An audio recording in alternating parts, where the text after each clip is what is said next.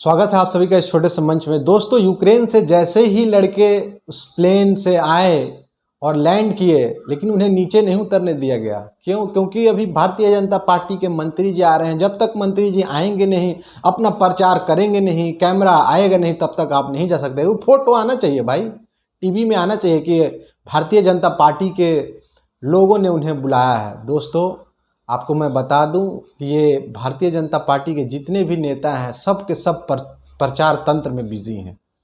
कोई चुनाव प्रचार में बिजी है तो कोई स्टूडेंट के आने में प्रचार करवा रहा है। ये मतलब खेल हो रहा है यहाँ पे।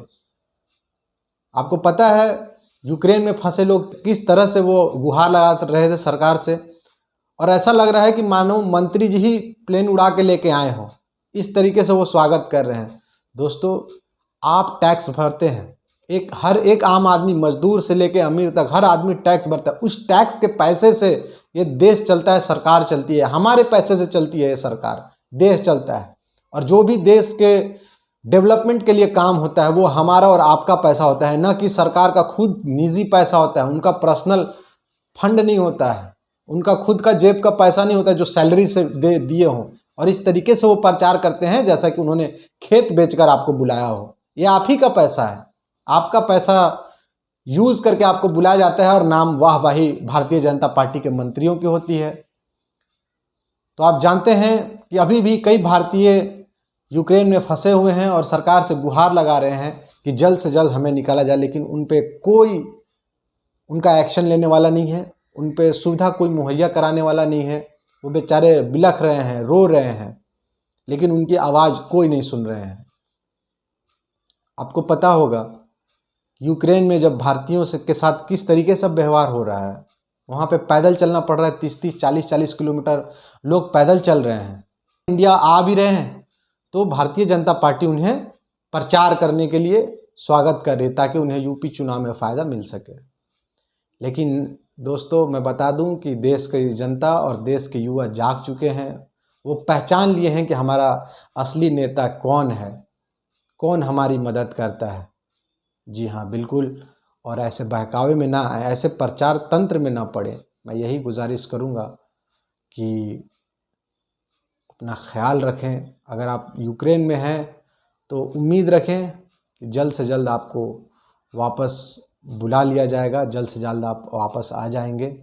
और कई भारतीय अभी वहाँ पे फंसे हुए हैं।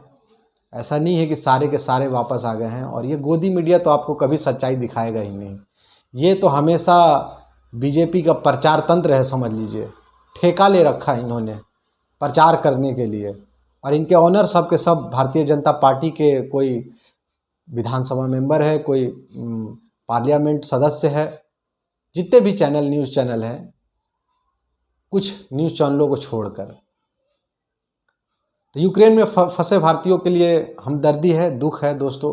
भारत सरकार ने तुरंत कुछ स्ट्रिक्ट एक्शन नहीं लिया, नहीं तो इतने दुख और तकलीफ़ नहीं उठाना पड़ता। भले ही कई लोग आ चुके हैं भारत में, लेकिन कई लोग और फंसे हैं वहाँ पे जो अभी नहीं आ पा रहे हैं।